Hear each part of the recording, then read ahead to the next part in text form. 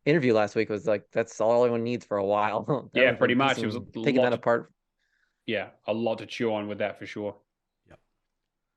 All right, I'm gonna go for the Game Pass updates. Summer Game Fests. Summer Game Fest will be interesting. Yeah, well, I think what we should do, we'll do a bit of a when we get a little bit closer, we'll do a couple episodes around what we're thinking about coming up and that kind of stuff. So but yeah, Game Pass stuff, Cameron. All right, Game Pass. So this week, Weird West Definitive Edition came out for Xbox Series S and X.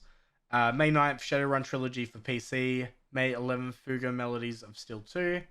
FIFA 23 is coming through EA Play on May 16th, which I think is an amazing idea, seeing that Ted Lasso Season 3 is getting to the finale, a few episodes off.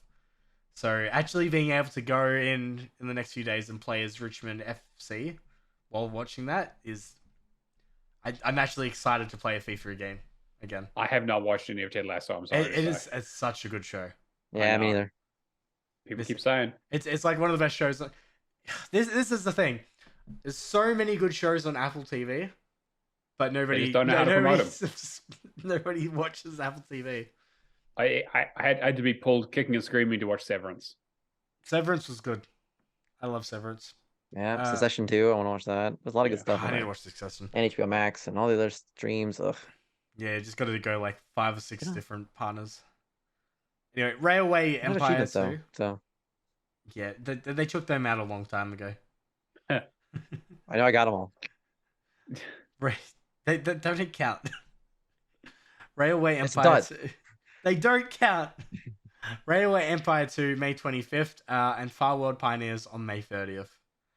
Leaving in the middle of the month, we have Before We Leave, Dragonrumper 2, Goodbye Despair Anniversary Edition, Yumiragi Generation Special Edition, Hearts of Iron 4, and Her Story. Her Story was confirmed, yeah? I feel like that was... Yes, I'm really certain it was, yeah. And then Games of the Gold for the month, we have Star Wars Episode 1 Risa, which I'll talk about in a second, and Holla coming out on the May the 16th to June 15th. Yeah, not a huge amount at the moment, right? I mean, Fuga is really the only thing on there that I can kind of see that I'm like, oh, okay, yeah, maybe. I mean, like, look, I think Weird West, because it has so many missiles, we're just not into it. I mean, it's already there. The thing is, like, Weird West is already on the system, right? They've just updated it to the next, like, a definitive edition. Shadowrun's already there. FIFA is something that's already... obviously, we had Redfall and Ravenlock, and I loved Ravenlock. Yeah. Redfall, yeah, that's a completely different story. With that in a second.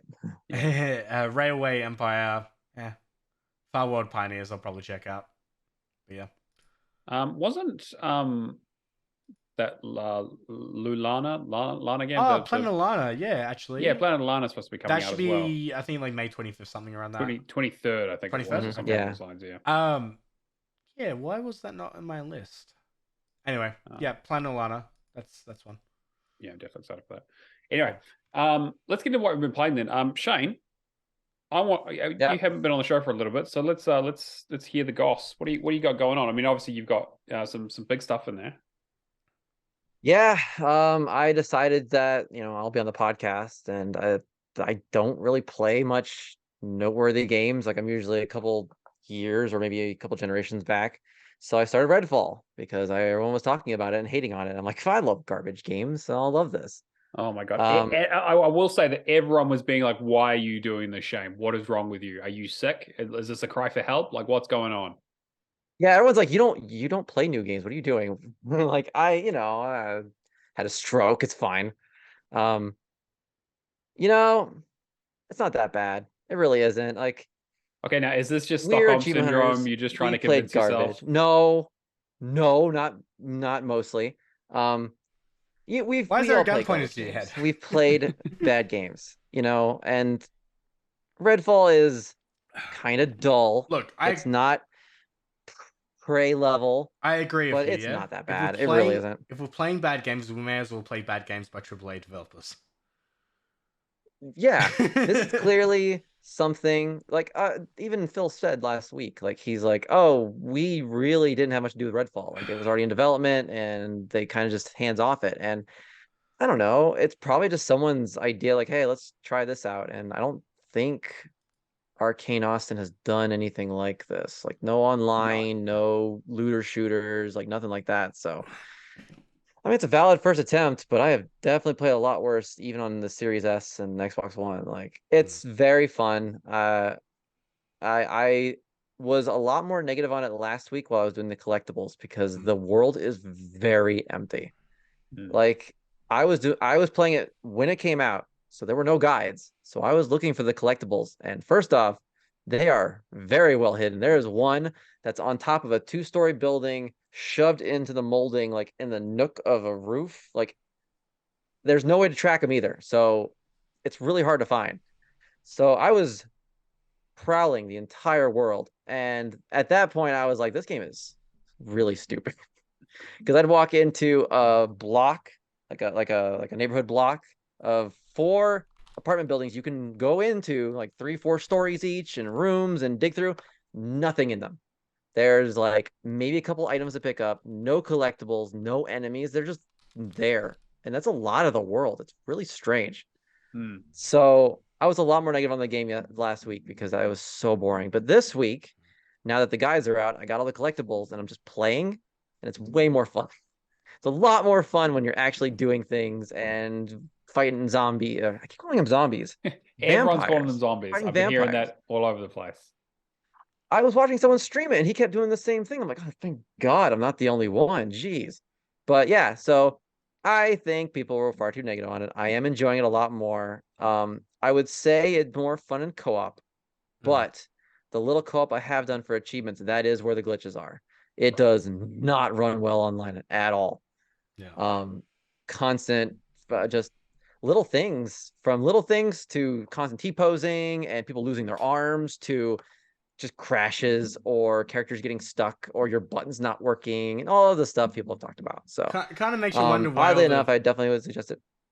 I was gonna say, kind of makes you wonder why all the press coverage was like solo gameplay and not co-op. Hey. Yeah, definitely makes sense. I don't know. I definitely am a lot more on it this week than I was last week. I'm getting close to done too. I've only got I need one more collectible, but it's on a side mission, and that's like the rarest ratio achievement right now. And for achievement hunters, and one reason I've been super slow on finishing this is there are a lot of missiles. The game is a mission structure. It's open world, but you have missions that go through a tree. When you're done with the mission, you can't replay them. You have to start over. And there's a missable achievement in almost every main mission, I want to say, and just a bunch of the side missions. And there's like one achievement where, there's a point of no return halfway through the game. There's one achievement where you have to do a missable thing in one map to do a missable thing in the second map. And if you don't do both, you don't get the achievement. So it's like a game long missable achievement. There's a lot of that kind of stuff. There's some missions where you can only get one of the missable achievements, like doing one will invalidate the other. So that achievement is what, two missions from the end of the game. Oh, so you gotta do some save trickery or yeah, it's all pretty quick save. If I am fast enough, I could close out the game and delete my local save and maybe get it, but that's me cutting it real close. So I'm actually, what I was doing before the show was I'm leveling up a new character up to the second map, because overall the game is very short. If you just blow through it, like for instance for me, if I'm trying to go and get those missables that I missed in the second half, speed through the game. It's not even, I'd say 5 hours to get to the second half of the game. So it's not as bad as everyone made it seem to be. It'll be even easier. I'm sure by the time most people are, I was gonna say Valicking it, but it's an Xbox game, so it's never leaving Game Pass. But when people get around to it, it'll be a whole different game, I'm sure. That's like the main thing I've been playing. I've been looking at that and being like, I'll wait for some, once TA has a proper walkthrough for it and like that kind of stuff, or something along those lines. So I'm just kind of not fucking about too much. I'll probably but it's even kind of fun to like worm through it, and like figure it out myself, because I made spreadsheets and all kinds of things, because usually when I'm playing games, man, they've had guides for years. So this is a totally not new, but rare thing for me to experience. Not looking forward to the eventual updates. I'm sure that'll be coming. Hopefully they're free. Yeah, right. But it's going to be supported with some bullshit DLC, probably an arena mode of some fucking Yeah. All right. Oh god, please don't do a horde mode. Yeah, I was gonna hate say they'll those do so like a much. Mad Horde Moxie mode, bullshit there will thing, right? be Because that's cheap and easy for Mad them to Moxie is make. one of the worst DLCs ever. Yep, agreed. there'll be like an Ashen. They've already announced that there are 2 new characters, so we'll see. Oh, okay. Yeah. There'll be Ooh, like that'd be cool. there'll be like an Ashen DLC with like 10 like not even 10 achievements with 17 gamerscore each. Ugh. It'll be like Don't- some don't- like don't put that on us, sorry. 1131 gamerscore. That's Oh crazy. yeah, I like how a lot of the like picky achievement hunters have been mad because there's like 17 gamer score achievements and things like Finish that. the A lot game. of You'll be fine. weird numbered ones. So Or use isn't the there game a game like to that where finish it's it. like here's your first achievement, you're screwed, now finish the game? Pretty much.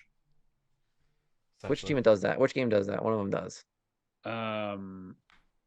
it's like the first achievement's like a 1 and then the final achievement's like a 19. Oh, Isn't it? I'm thinking of like there's a few games. I know it was one of the the later Crash Bandicoot games has something like that. I remember it has an Something. uneven score. Gross. They get to finish it on like hard mode to get like a 3-point achievement or something.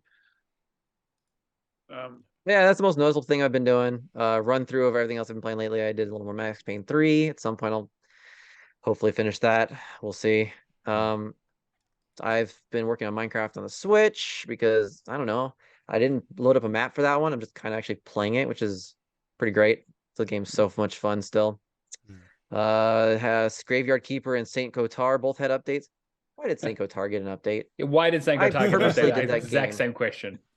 I gotta say the I Graveyard purposely Keeper. did that game because The Graveyard Keeper DLC though, Better Call Souls, such a great name. Oh, Soul, yeah. Such a great Have name. you played that game? I played Graveyard Keeper for so much when I first got it. I need to go back to Okay. it, but at the same time I'm worried because days are gonna escape me. It is a very addictive game. Man, it is, but the problem is I keep coming back to it for the DLCs and I have no freaking idea what I'm doing. Like where are my pumpkins? Where is my souls? Where did I put this material? How do I do this? What are these days? Oh right, lust, Sloveny, all that stuff. Like I have to relearn the entire game every goddamn time I have to go back. It sounds like this is the final DLC though, so I think I'm finally done with the game.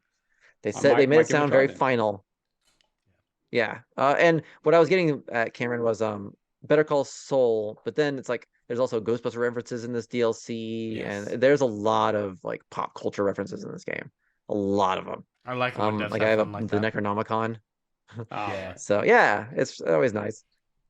Yeah, and then I don't know why Saint Kotar got DLC. I purposely did that game earlier this year because no one had played it on TA. Like it was like the least played game from the year prior, and it got DLC. Why?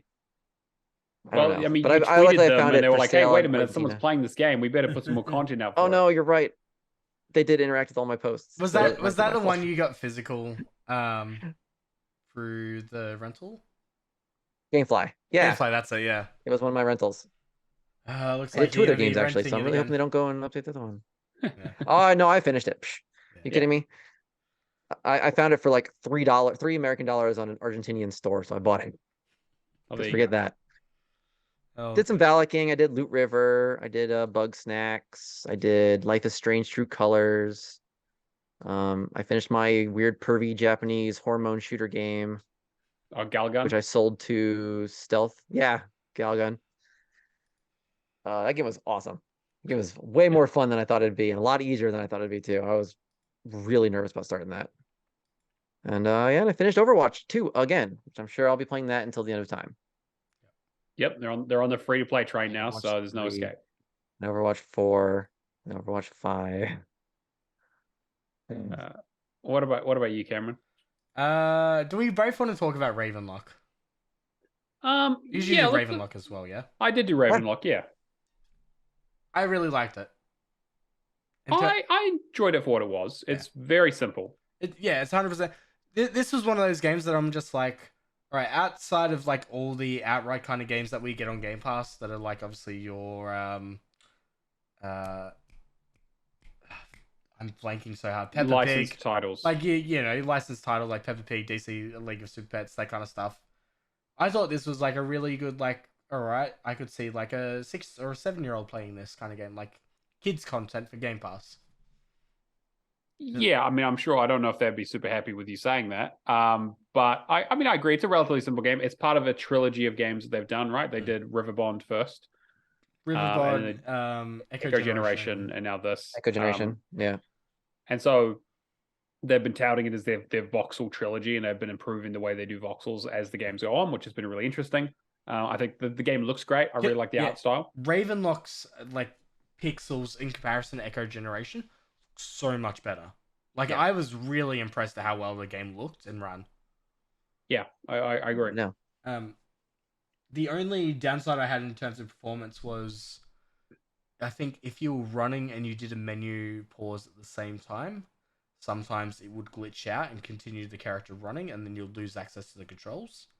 Oh, that happened to me once or twice, and then it was just to quit out, join back in exactly where I was, continued on kind of case. But yeah, I really like the art style. I really like the boss designs. It's very much a simple like swing and hit kind of Zelda-like kind of game. That is probably my biggest issue with the game, is that the combat itself, there is quite a bit of it, obviously, because half the game is exploration and puzzle solving, and half of it is combat. Puzzle solving's fine, story's fine. It's a very very lightweight story.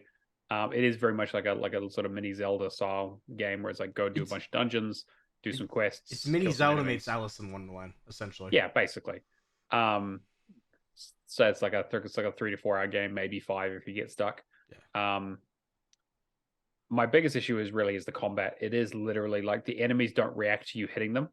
There is no weight to the combat at all. It's essentially just you running around in a circle, and just keep hitting the X button to keep tapping and dodging their attacks and hitting them until your abilities charge up. You use the ability to do some more damage and just continue. And it's basically just like circle strafing the enemy, trying to get their health down before your health goes down. It's really simple. In the same way that Riverbond was very, very simple in that regard. That's why I think it's like aimed more at a younger, or like it feels to me like it's aimed more at a younger audience. Potentially. Potentially, I'm not really sure, but yeah. Frog facts. Things about frogs. Look, I managed to get all the frog facts in the first try, so I'm pretty proud of myself for that. I missed one of them, but so I know all about frogs. Frog facts, huh? Yeah. Looks like all the achievements are storyline, huh? I mean, for the most part, yeah. It's like storyline, do some quests, and then there's a couple of miscellaneous achievements around like buying a certain amount of things. But I did a blind playthrough, and I got almost all the achievements with no problem whatsoever. And then at the end of it, I just spent all my money buying potions and bombs to get the last couple of achievements. It is 100% that one of those kind of games that actually the bombs thing is an interesting thing that you bring up too. I think if you do that before the end of the game, people were having issues with that achievement. But as soon as the final cutscene happened, even like when they had purchased the bombs, it was unlocking after the final cutscene. Right. So yeah, if you're having issues with that, wait until the end of the game. It's very easy to clean up. Like you find most of the bunny statues pretty easily, except for I think the one behind the Hydra. There's a few of them that can be a little bit tricky to find, but essentially like a video guide. Like I just looked up a video guide for the 10-minute cleanup. Yeah, exactly. Like real simple, because you can teleport around most of the places. So, really good Game Pass game. Lightweight. Yeah. Anyone who's just kind of mildly interested, I'd say get on it. Definitely. I got it installed, so it's one of the next ones. It's definitely that prime length of like a game that I will like because it's only going to take me a night, kind of thing. Sure. Yeah, you finish in one sitting for sure. Yeah. What else you got? Ravenlock, Yumaragi Generation Special Edition. Not much to really talk about other than it's essentially paparazzi without dogs, killer robots instead. I don't know what this game is meant to be. I mean, it's like an art style. Like it very much reminds me of like a Jet Set Radio kind of like graffiti art kind of thing going on with the backdrop of a war against intergalactic aliens. It's an anti-war statement kind of thing. Basically, yeah. I know, it was Umurangi. Isn't that a Australian thing though, or is it New Zealand? It's one of the two. I have no idea. What's it mean? That's the. I'm looking up the meaning because I'm not sure. Red Sky, perpetual sight in the first-person photography game. The sign of the climate of the Tauranga at a. Yeah, I think it is Kiwi. Anyway. But that was Neo. Huh? I said, Yeah. nice job, Neo, not knowing your history. Yeah. Yeah, I'm Swedish. What do you want from me? Yeah. Um, But yeah, like quick, easy 1 hour. Star Wars Episode 1 Racer. I played like 3 to 4 hours legit for nostalgia. Towards the end of the game, that's when it starts getting a bit harder. So there's a cheat menu that you do by holding down left trigger and inputting your code with LB, not A. TA's got a good walkthrough for it. Turn down the AI to like 5 or 6 and then just breeze through it by using A and Y. So you'll just back yourself up, go over the finish line, back, forth, and then bam, you're done. For those races, and then you just buy the miscellaneous stuff, and yeah. Very quick, you do it in an hour. I did in like, I think 5 or 6, just to get the nostalgia at it. I remember you playing it on the N64 at a mate's when I was younger. Just kind of wanted to just play as Anakin and just play through a bit of it. Main two I want to talk about, Call of the Lamb, Relics of the Old Faith. Talking about games that you have to kind of relearn, I could not remember how to build shit or anything for the life of me. I was like, where do I access the build menu, not knowing that it's a specific circle on the map that you go to build the items of the rest of the base. Once I figured that out, it's been pretty easy for the most part. The Midas achievement is currently glitched, not showing up for everybody. And then there's a full run of Purgatory, which is 6 levels that I need to do. I'm currently up to the 5th one. I keep on getting to the final boss in it and just getting like 1 hit. And I haven't found any. Sounds fun. Yeah, I haven't found any proper way to be able to do it. Still a fun game, but this DLC is essentially New Game Plus and a lot harder than the basics game. So if you're a bit unsure, I would probably steer clear of it. okay. Yeah. And then the last case of Benedict Fox.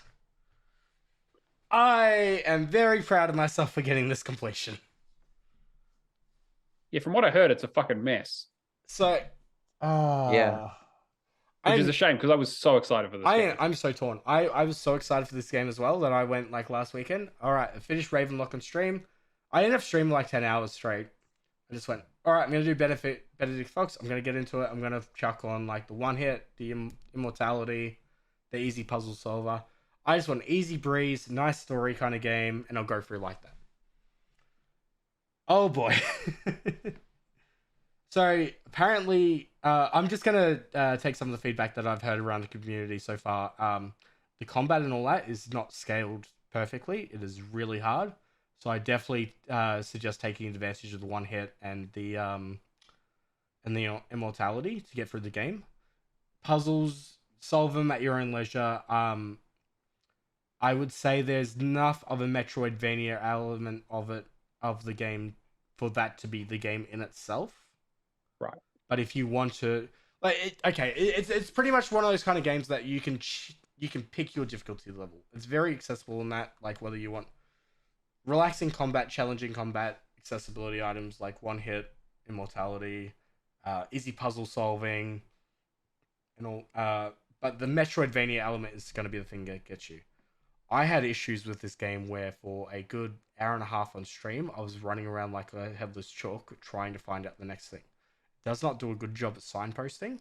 There was one thing that tells you to find, open a chest in Maria's office. I kept on going around looking at every single anchor point, trying to find Maria's office, and I could not for the life of me. I actually had to rely on somebody in one of the other Discords to, hey, can you give me, help me out? Oh, you're going to be really pissed off at yourself, but it's in the top left-hand corner in the original foyer. I'm like, fuck's sake. How the game works is essentially you're diving into two individuals' limbos, and you're essentially exploring them to find out the causes of their death. Right. Very interesting story in that regard. You've got characters like Harry Houdini in there as well. The upgrade elements are pretty good. The main issue I have with the game is just, really unclear in terms of signposting. You've got, vague quest lines like, go find this, and then it's just a whole bunch of, it's very much you exploring, but A very old style Metroidvania. Yeah, I don't particularly care for the old style Metroidvanias that don't really hold your hand. They give you like a vague one-descript line and then just like go find this, and then you're like, oh, a book. I might go to the library, and then it might not be in the library, and then you're just scratching your head like a yeah. There are elements of the game that I really do enjoy, like the fact that you can kill an enemy, get some ink to upgrade your character.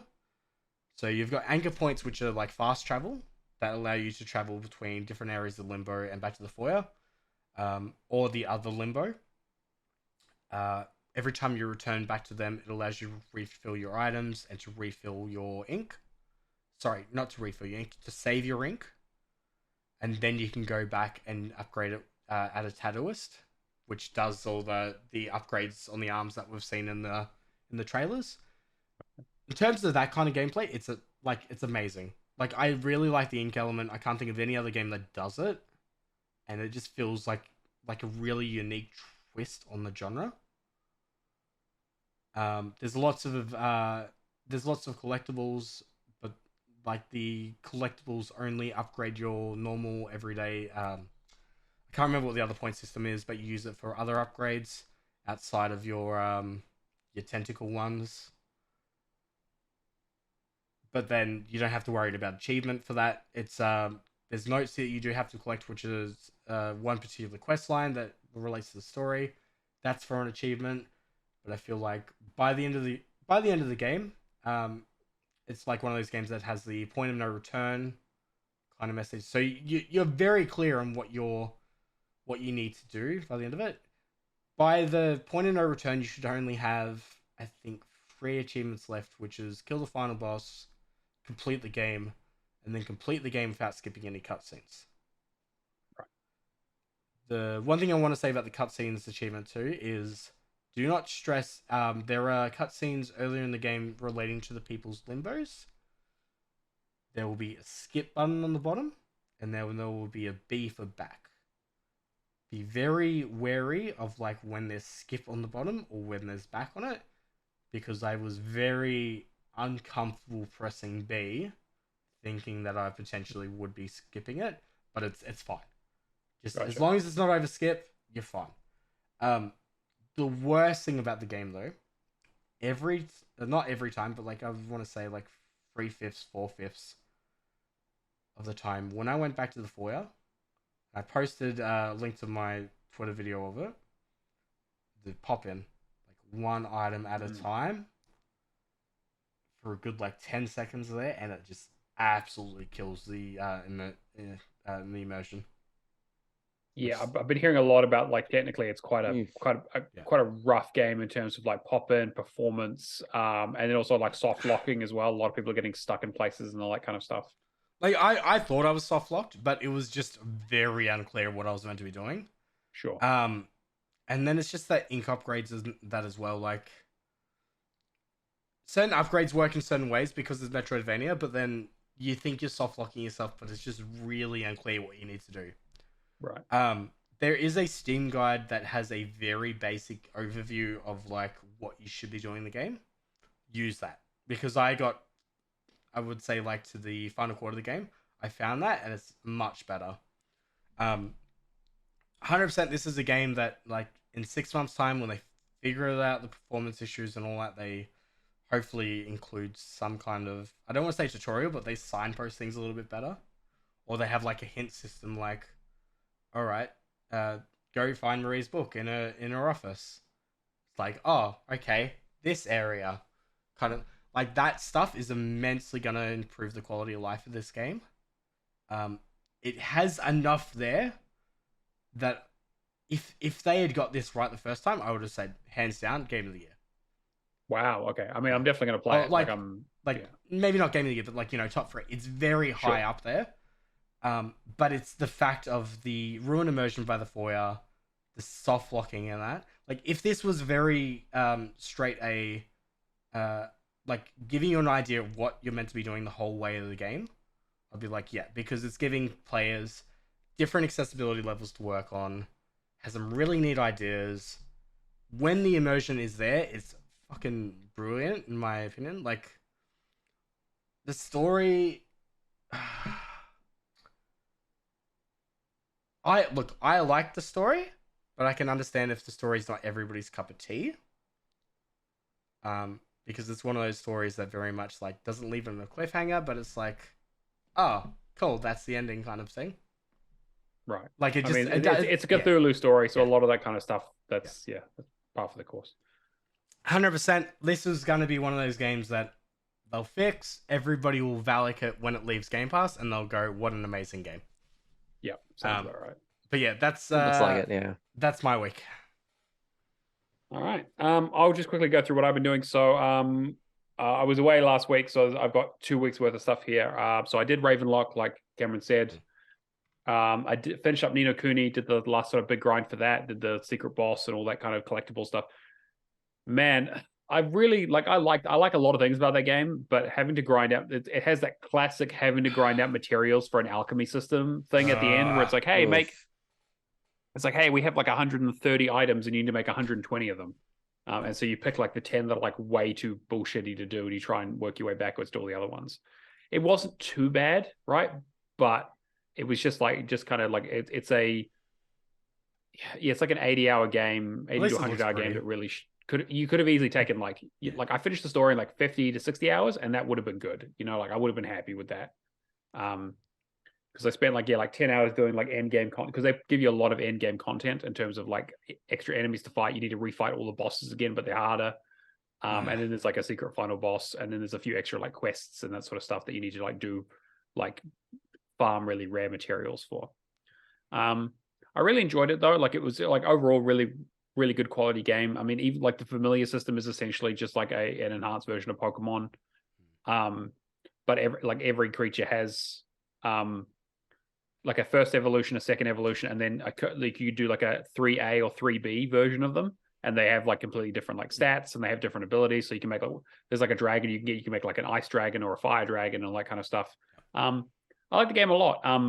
It is a little bit overwhelming, I think, is the only other thing, is that like there isn't really a lot of indication as like what's good or what are the good familiars versus not the great ones, because you have to invest a fair amount of time to level them up, and there's quite a few systems in place. But if you look online, you can find some like good like team composition recommendations that'll help you a lot. I've got the second about those older games is so many solutions, so many guides, and so many like, hey, here's the best things. Do this, do that. Yeah, exactly. Like the fact that obviously it's a port of the PlayStation 3 version means that there's heaps of people who have talked about it and kind of worked it out, which is great. Yep. I've got the second one installed as well. I'm going to be starting on that relatively shortly, I think. I also played a little bit of Soul Hackers 2. So that's the book club, the Achievement Hunters Anonymous book club game for this and next month. So I started that a little bit. I didn't I knew it's made by Atlas, the same people who do Persona, and it's technically part of the Shin Megami Tensei like Devil Summoner universe. I didn't realize how much it was though, because I started the game up, and it was like, oh hey, that those enemies are literally just the enemy, those typical like enemies from those Persona games. It's like I fought was it a fairy, like a level 1 fairy, and like a Kodama and a few other bits and pieces. I'm like, wow, okay, this is like Persona but with like technology and like ghosts and shit. So I've only put like 30 minutes into it so far, just to kind of get a feel for it. But I'll be playing it more over the next few weeks. The two things that have been taking up most of my time is I started Nier Replicant. So for those who don't know, Nier Automata is actually a sequel to the original Nier game, which came out on the 360 and PS3 back in the day.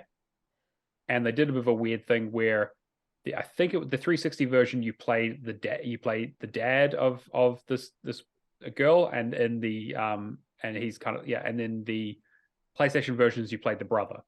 So it was Nier Gestalt and Nier Replicant were the two games. They were very, very similar. Like again, it was like think like Pokemon Red and Blue kind of thing. It's like Platinum? Very, very similar. It's still Platinum? Platinum, yeah, Platinum Okay. originally, yes. So it's a port. So this one's not done by Platinum, but Okay, again, it's the same thing, right? But what they've done is they've ported the PlayStation version of it. So it's some of it is new to me in terms of like it's new voice acting. They've redone the lines. They've completely redone the combat from the original game, so now it plays like Nier Automata does with the like quite frenetic, fast action. This game's great. This Nier is like one the V dot, like the version yeah. 2.222, yeah, with a bunch of numbers at the end of it. Yeah. Okay. Yeah. It's, I mean, like I played the original Nier on the 360 back in the day, and like I just saw it on the shelf and I picked it up and it looked weird and interesting. I mean, I'm blown away by how much I really enjoy it. I mean, it is a simple game. There's not a huge amount of complexity to it.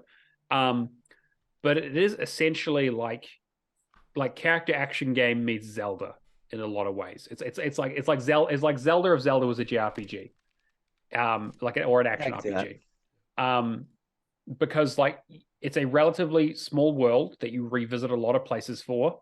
You have your like Hyrule Field where you ride a boar across it, and it's relatively empty, but it's kind of like an area where you go revisiting these areas. There's like a cliff village that you go to. There's like a haunted forest. There's like a bunker with robots in it, and then there's like a seaside town and a desert town. Like it's so Zelda-esque, and it's like, hey, you need to go around to all these places and collect all of these things, collect all these magical objects to try and solve this, to try and cure your sister, apparently. And you get to this point, you do this thing, and it does the Zelda thing where it's like, hey, time skip. Let's do a time skip. There's another whole half of the game to do. And I won't spoil anything more about it if you haven't played any of those games. But again, like it does the thing where it is so Zelda-esque in terms of like doing that. And then there's like, okay, you need to collect a bunch of MacGuffins to open the castle to the final boss and all that kind of stuff. It's fantastic. It's well voice acted. The combat is good. It has a lot of good accessibility options in terms of like difficulty. There's like, in the same way that Nier Automata has like a auto combat system if you put it on easy. Same thing here. Yeah, I just want to read it. Like the voice acting is top notch for all the characters, and they got back a lot of the original voice actors to redo some of the lines and some of the more pivotal scenes. Looks pretty good. I mean, it is a remaster or a remake it's more of a remaster than a remake because they are using the same sort of code from the original. But like I absolutely loved it. And it does have that Nier Automata thing of, well, I'd say Nier Automata has this thing because it did it first, but it has that thing of you play through the story once, you get your story A completion, and then it's like, okay, go through the second half of the story. They start you from after the time skip. Go through the second half of the story again, but this time we're going to add extra stuff for one of the characters, and like when you go into a dungeon, you'll actually hear about you'll get some extra scenes. Again, the same way that Nier Automata like explained its boss fights or explained the characters that you were fighting, so that the first time you were going through it, you were just murdering them, and the second time you're going through it, you were murdering them again, but with tears in your eyes because you felt awful for killing them. And it has it has a lot of that. It's taken me back a lot to those games. So I'm having a look at the achievement list now. 47 achievements, 32 missables. Yeah, well, yes, because essentially like so part of that is spoiler territory, but because of the time skip, there are things that you need to do in the first part of the game before that happens. And again, there are a lot of missables. However, you will need to play through the game a few times. Yeah. The walkthrough on TA has been really, really good. But it is the kind of thing that I would probably advise using a walkthrough for. It again does. I know that at the end of the game, because the achievement list is basically the same as the 360 version, it does run into that same issue of, cool, you've done a bunch of this stuff. Now here's like 33 weapons in the game. We need you to upgrade we need to upgrade 30 of them to the max level. So grind a shitload of materials. Yeah. And the materials, of course, are all random drops. So that's not great. And I know, like, I remember that from the 360 days, and that hasn't changed. Excuse me. But I would highly recommend it. Like, it is a really, really good game. If you, and like, it's a game you mostly play for the story. It has a really like compelling narrative, and I mean, it is a prequel to Nier Automata. Yeah. If you play through Nier Automata and you're kind of wondering why some of the things are happening, this is a lot of the explanation for that. It definitely sounds like an interesting game. I'm trying to wrap my head around missables in a game that does the endings like that, if that makes sense. So like ending A, and then it's like, have I missed that because I've done the playthrough for ending A, essentially. Yeah, right. I get what you're saying. No, basically, you need to make sure you do everything before ending D. Okay. Is what I'll say. So essentially, point of no return. Yes, so. Ending D is very much in the same. If you played Nier Automata, you probably know what I'm talking about. It has the exact same thing. Where when you get to ending D in Nier Automata, that is the very final ending, where you have to make a hard decision. But yeah, so again, like the missable stuff is like there are a lot of quests to do. There are a lot of collectibles to get in terms of like a lot of weapons. But most of the areas, like it's missable in that when you get to the point of no return, there is a very big point of no return. Yeah, there is. So yeah, but yeah, again, I'm having a great time like re-exploring. Like this is something I haven't played for nearly a decade, potentially more than that actually. So I would highly recommend it. It's been something I was waiting for it to come to Game Pass, but I realized it's a Square Enix published game, so it's probably never coming to Game Pass at this point. Just because Square Enix doesn't. Yeah, that's yeah. So how did we get Nier Automata?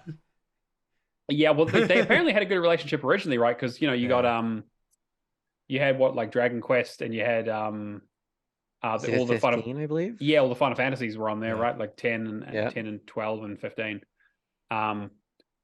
So yeah, I guess the relationship has changed. I'm 100% expecting Square Enix to be okay. It doesn't even need to happen, but like to be purchased by Sony, it would make a lot of sense. Yeah, I think they're at the point too that they don't have to purchase them. They're just going to they have all the exclusivity they need from them. Yeah, exactly. But yeah, again, like didn't it come out in like the filings that Sony's paying Square Enix to keep their games off of Game Pass? Yep. So that's why we're not getting the Final Fantasy VII remake, either of them, and we're not getting Final Fantasy 16 or any of the remakes of the pixel art ones that they've been doing. So yeah, Final Fantasy VII remake, so good. 16 was there, but I'm wondering how far actually it stretches out. Yeah, it's a good question. Could they just port Legend of Mana from Switch, please? Oh please. My God, that'd be I want so that game good. so badly. I love the Mana series. But yeah, anyway, like if it was on sale, so I picked it up. I've been waiting on this one for a while. I've got impatient and just wanted to get into it, so I've been doing that. The other thing that was on sale, that I would be a hypocrite if I didn't pick up, was AI Somnium Files, the Nirvana Initiative, which is the sequel to one of Spike Chunsoft's most ridiculous games ever created. I mean, if you go back and listen to me talk about AI, it's very much the same kind of game. It's a sequel. This one, I am maybe about 2/3 of the way through. Structurally, there are a lot of similarities. Again, it is a sequel in the truest sense, in that it is after the first game. They actually ask you at the very beginning of the game if you've played the first one. So if they want to know if they can spoil like some of the plot reveals from the first game, which I really appreciate. It did mean I had to go reread what happened at the end of the first game, because one of the problems with that game is that it has so many timelines and branching paths that I couldn't remember what the actual what actually happened in the like true path. So I was like, okay, did that person die, or was that that was the other timeline? We saved them in this one, but so this game is a lot simpler. And again, I'm not all the way through it, but as far as I could tell, there are 4 paths. So the game starts with you discovering, you playing as Mizuki, who was one of the main characters in the first game, who is now it's 6 years later, and so now she's 18. She works for the same agency that Date worked for, and that you come across a grisly murder of someone who has been bisected, like cut in half molecularly. And so you have half of their body just sitting in a stadium. And apparently, and it's like, I think it's the right half of their body, I think it's the right half of their body that she finds in a stadium. And it turns out that there was that, not that. Yeah, straight, right down, vertically. And so the body is there, but apparently harkens back to a case 6 years previous, which happened just after the first game, where the other half of the bodies were showing up. And so they only ever there were a bunch of victims, and they found a bunch of victims who they had the left half of the bodies that they were found, and then now these right halves are showing up 6 years later. But the thing is that there are no visible wounds outside of the slice, and the time of death for both sides of the body are about within 2 hours of when you find them. So the first half of the body died 6 years ago, and this one died like an hour or two ago, and there was no explanation. And so, can I just, before you move on, can I just ask? Yeah. So did they set up the plot for the second one in the first one? Not really. Okay. Because how it sounds like you're explaining it is just like, all right, cool. This was like a side quest, and then we just made an entirely new story out of that. Basically, what they did is they took one of the side characters from the game and then made them a main character for this game with it. And so they intentionally call out in the game that the Cyclops killer, which was the case he was solving in the first game, has no actual real relation to this case in terms of like the case itself. However, you do see a lot of the returning characters, like their returning motivation, and the reason they ask you for the spoiler stuff is because there are things that that are somewhat important to the plot that they kind of reveal. I'm very curious to see how they don't show those things. But it is a lot of the same stuff. So the way it works essentially is that you play as half of the game you play as Mizuki. So Mizuki basically pulls in the agent who was investigating the case 6 years ago when the first halves of the bodies show up. And he is kind of lost his mind. He's gone nuts in terms of like the case went so badly that he essentially like just went into like psychosis.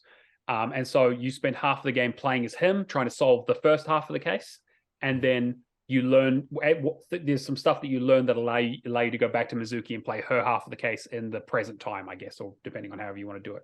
And there's a little bit of branching narratives, but it's essentially, as far as I can tell, the past section has two branches, one branch to learn something and one branch that's the actual true branch.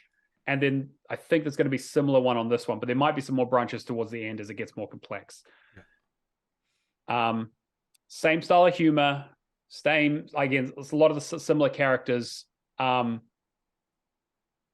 mean, if you've played the first game, the first game ends with something that is so fucking ridiculous and out of character and just weird. I won't spoil it because it's such a delight. That happens right at the end, like the very end, the end scene of the game, right before credits. They reference that immediately. That happens straight away. They're just like, good. The first time you see Iba, who is the AI that you work with, like she's basically like doing the routine, like she knows it. And like I remember talking about this game originally about having tonal whiplash. This game like cranks that up to 11. Where, you know, like this game goes from like, hey, I came from an abused household and like my dad died and like, and my mother left him because he was sick of him. And, like my only friends are robots, or I was born disfigured and people have like abused me all my life, to like you go into people's minds, right, and try to figure out their dreams. Like I was on like, it was like an Iron Chef thing. Whereas like you had to beat the dream version of him in like an Iron Chef competition, but the AI is like, oh hey, I don't know how to cook. I'm an AI, and it's like well, we got one of these in-game things that allow you to condense your time down into a certain amount. So every time you do something in the dream world, you get like, it costs you a certain amount of time, and you only have 6 minutes.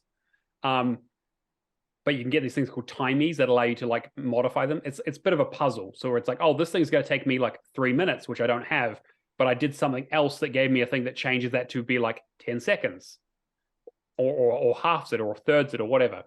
And it was one that makes it 1 second. And the time was like several million seconds that it was going to take to learn how to be a chef within like the span of like 6 months. And it's like, well, we're just going to put this 1 second thing on. So only 1 second is going to pass in the real world. And I'm going to sit here and I'm going to teach you I'm going to Gordon Ramsay the shit out of you until you're a proper chef. Like I did this right before the show. For what reason? Oh yeah, the guy's a chef. That's it. That's literally it. There was like this, anyway. Wow. It's all over the place because there are murders and horrible shit going on and terribly sad stories with some of the wackiest shit. The reception, if you played the first game, the receptionist joke from the first game is in there again. They just did exactly the same joke where you just keep talking to her and it just keeps going, and it keeps like there's a bit where there's an inspector. His name is Kagami. The main character in the first game never remembers his name, and it's one of the prompts where you can talk to him is, "Hey, what was your name again?" And he just slowly loses his mind. And when you're playing the other two characters in this game, you can just do the same gag over and over again. But now they lean into it because now it goes back from like being funny, not funny at all, to being the funniest shit you've ever heard of in your entire life. I'm enjoying it a lot. It is not as good as the first game because again, it is like it's doing the same trick. Like it's a that game kind of had a tone and like a real interesting thing to it. I'm not enjoying like the split characters as much, and I don't think the story is quite as compelling as the first game was. But it is like more straightforward and condensed and like less kind of all over the place.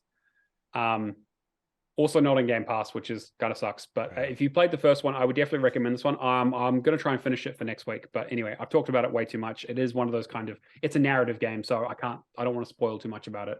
There is not much in terms of gameplay. There's a few quick time events. There's a few puzzles, but most of it is talking to people and watching the sort of story unfold while you try to solve this mystery. Yeah, it's a visual novel Japanese anime game. 100%. 100% with actual like decent voice acting and references galore. So many references. It made me curious to see if there's actually an Iron Chef game now. And there is. Is there? That amazing? A really bad one on the Nintendo Wii. Sure. Of course. Yeah, not even surprised. Of course it is.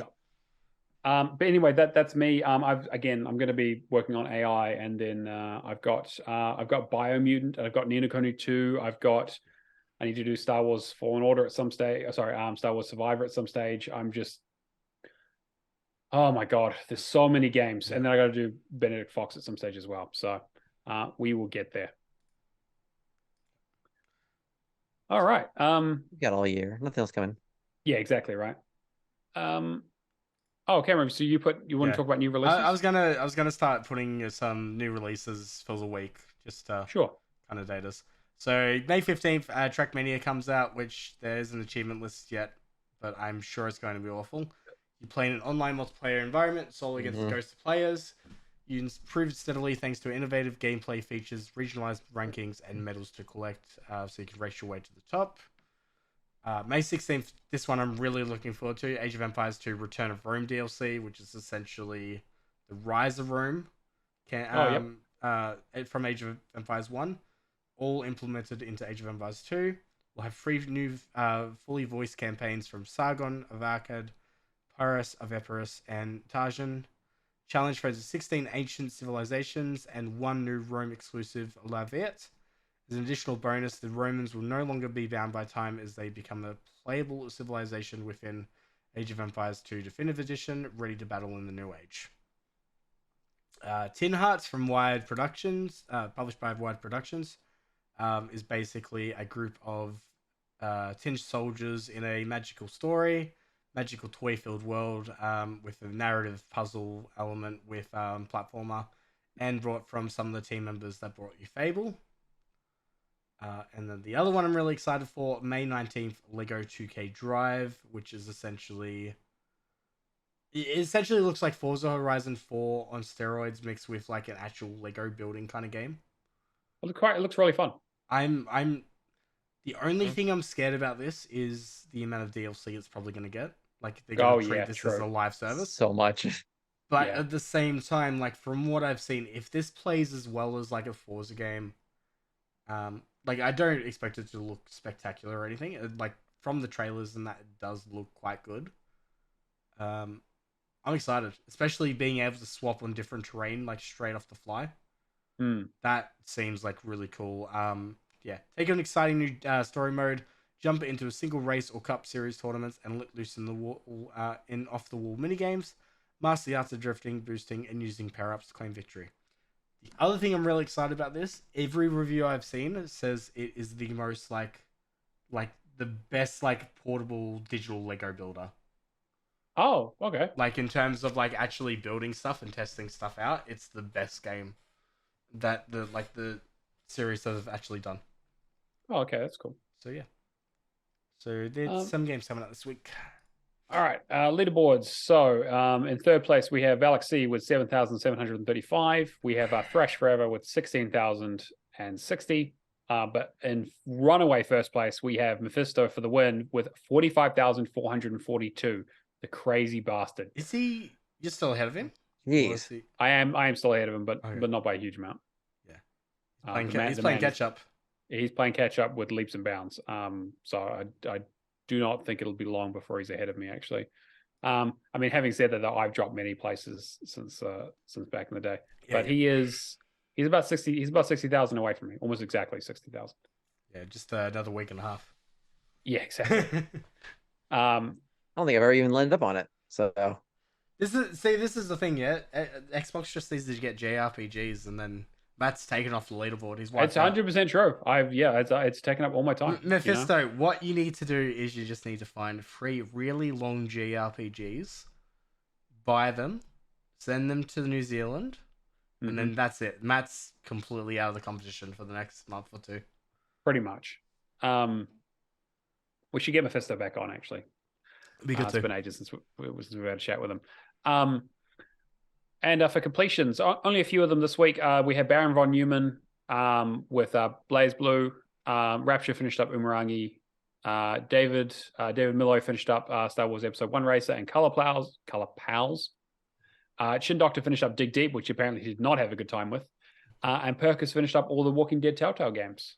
And that's 4 games in one for 1K. That's full. Oh yeah, 5 games technically. 5 games. Can't wait to play that. Yeah, I did that recently. It was fine. The later games play themselves more than the first ones do. And Lefty also did Yumaragi and Hello Neighbor 2. But he didn't post it in the Holy Games Discord now, did he? No, he didn't, so I didn't read him out. So yeah. Count. Acknowledge you. And now we've also got the word challenge, everyone's favorite competition. Asterix. Wow. where basically I come up with the game. You go to our Discord, discord.io/hallofgamers. You can find a channel in there that says word challenge, and you guess the name of the game. If you get it right, a gift pops up and you win $20 New Zealand. Just to clarify from last week, $20 New Zealand, because I ain't fucking made of money. But every week I give a clue. You can go in and guess what it is. You get 1 guess per hour. So good luck to you. So the first clue from last week, or the week before, last week, was that it was classified as an adventure game. I had a couple of guesses, but nothing. People need to start thinking about that. I mean, there are a lot of them, but this clue might help you a little bit. Over half of the achievements in the game are missable. So that might narrow it down. A bad adventure game. Yeah, so that might narrow it down a little bit. So good luck to you. We'll have another clue next week. Maybe we'll see how many guesses we get in. We'll see how generous I'm feeling. But yeah, get in there, start guessing. And like I said, as always, you can join us on Discord. Discord.io/hallofgamers is where we have our questions channel for questions that we answer on the show. We have a podcast channel for any developments. We'll let you know who's going to be on the show and that kind of stuff. A regular chatting channel for all kinds of shit. We've got a memes channel. We've got a series channel. We have all kinds of stuff. So come hang out with our community. Boost some games with us, hang out, talk about the podcast. We greatly appreciate all of our fans and supporters. And as always, we do the show live on Twitch. Xbox Hall of Gamers is a place to be. You can come hang out with Lefty and ourselves. And I think Odrin was here for a bit, and Robbie. Come say hi. Ask us some questions, shitpost.